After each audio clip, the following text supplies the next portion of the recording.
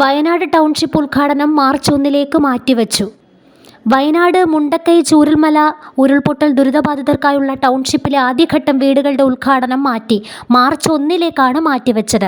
ഈ മാസം 25 വൈകിട്ട് 4 മുഖ്യമന്ത്രി പിണറായി വിജയൻ ഗുണഭോക്താക്കൾക്ക് വീടുകൾ കൈമാറുമെന്നായിരുന്നു നേരത്തെ അറിയിച്ചിരുന്നത്.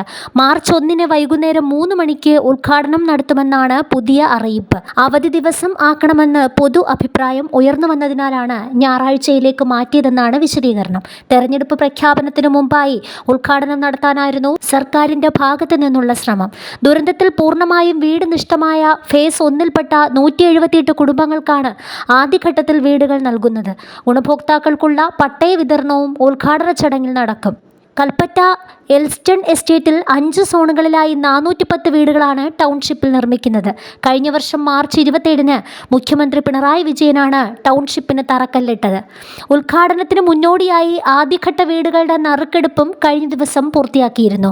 സോൺ 1-ൽ 115 വീടുകളും സോൺ 3-ൽ 30 വീടുകളും സോൺ 4-ൽ 33 വീടുകളുമാണ് ആദ്യഘട്ടത്തിൽ കൈമാറുന്നത്.